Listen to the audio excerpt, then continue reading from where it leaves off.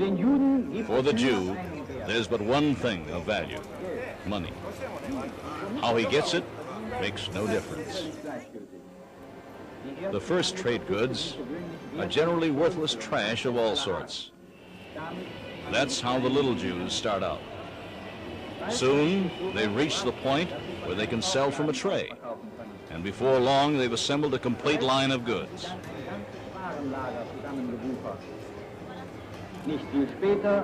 Not long after, they own a regular stand.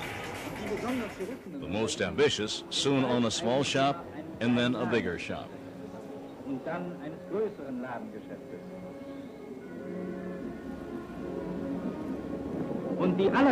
The most cunning, that is, the most unscrupulous, eventually have warehouses and banks and move into the most splendid mansions in the cities, provided that they don't get in each other's way, as in the narrow ghettos of the East.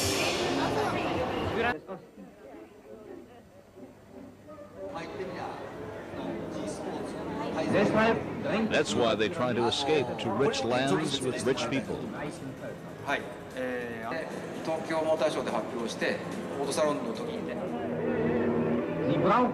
They need other peoples because they need the wares with which to do business. What creative Aryan peoples find of value has been reduced by the Jew to mere merchandise. He buys and sells, but produces nothing. The production he leaves to the workers and farmers of the host nation.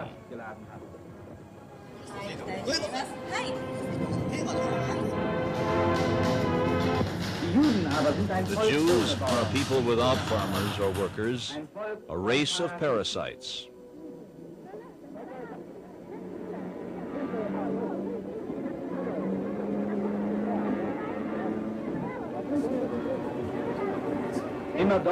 Wherever the body of a nation shows a wound, they anchor themselves and feed on the decaying organism. They make business out of the sickness of the nations, and therefore endeavor to deepen and prolong all conditions of sickness. That's how it is in Poland and was in Germany. The Jews have been this way throughout their entire history. Their faces bear the age-old features of the perpetual sponger, the eternal Jew, who, in the course of time and worldwide wanderings, has always been the same. There's no difference between these Jews in Poland and those in Palestine, though the two are geographically separated.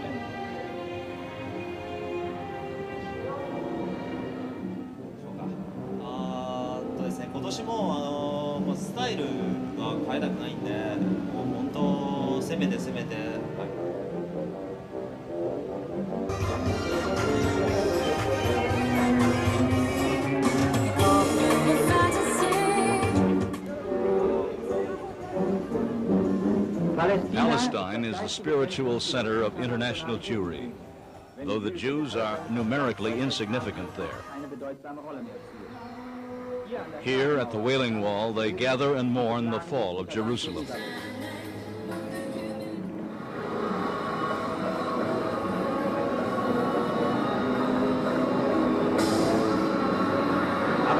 Their homelessness, though, is a matter of choice, and in keeping with their entire history. 4,000 years ago, their Hebrew ancestors were already wandering. Out of the land of two rivers, they wandered along the sea to Egypt, where they ran a lucrative grain business for a while. When the country farmers and other Egyptians rose against the foreign usurers and speculators, they wandered once more and plundered their way to the Promised Land. They settled there, mercilessly looting the culturally superior rightful inhabitants. Here, in the course of centuries, from the Oriental Far Eastern racial mixture with Negroid admixture, the ultimate mongrelized Jews developed. Foreign from us Europeans, born of totally different racial elements, they differ from us in body and above all in soul. We probably would never have been bothered by them had they stayed in their Oriental home. But the cosmopolitan empire of Alexander the Great, reaching from the Near East across half the Mediterranean, and especially the boundless world empire of the Romans, brought about the evolution of the trade and migratory traits of the Jews, who soon spread across the open Mediterranean area, while some of them settled in the large urban traffic and trade centers of the Mediterranean. Others wandered relentlessly on across Spain, France, southern Germany, and England. Everywhere, they made themselves unwelcome.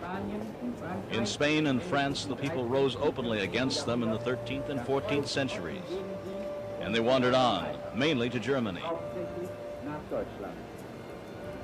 There, they followed the path of the Aryan culture, creative Germans colonizing the East, till they finally found a gigantic new untapped reservoir in the Polish and Russian sections of Eastern Europe. The 19th century, with its muddled ideas about human equality and freedom, gave the Jews a great lift.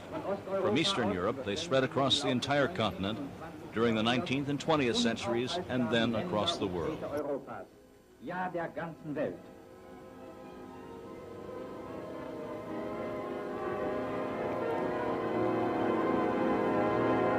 Parallel to these Jewish wanderings throughout the world is the migration of a similarly restless animal, the rat. Rats have been parasites on mankind from the very beginning. Their home is Asia, from which they migrated in gigantic hordes over Russia and the Balkans into Europe. By the middle of the 18th century, they'd spread over all of Europe.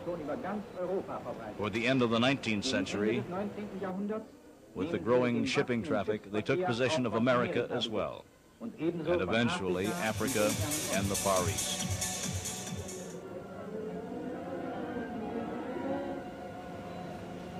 Wherever rats turn up, they carry destruction to the land by destroying mankind's goods and nourishment and spreading diseases and plagues, such as cholera, dysentery, leprosy, and typhoid fever.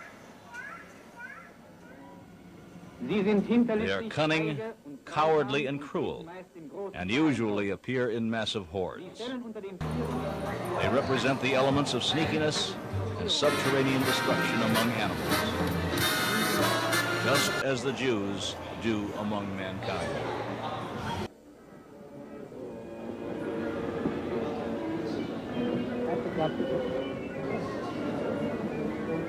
The parasite nation of Judah is responsible for a large part of international crime. In 1932, the Jews, who made up only 1% of the world's population, accounted for 34% of the world's dope peddlers and 47% of robberies, 47% of crooked games of chance, 82% of international crime organizations, and 98% of dealers in prostitution. The most common expressions in the jargon of international gangsters and criminals stem from Hebrew and Yiddish words.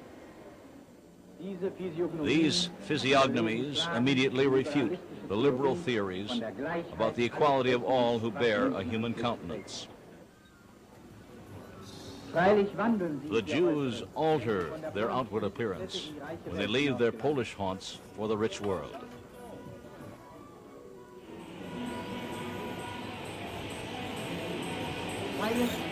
The hair, beard, skull cap, and caftan make the Eastern Jew recognizable to everyone. Should he remove them, only sharp-eyed people can spot his racial origins. The essential trait of the Jew is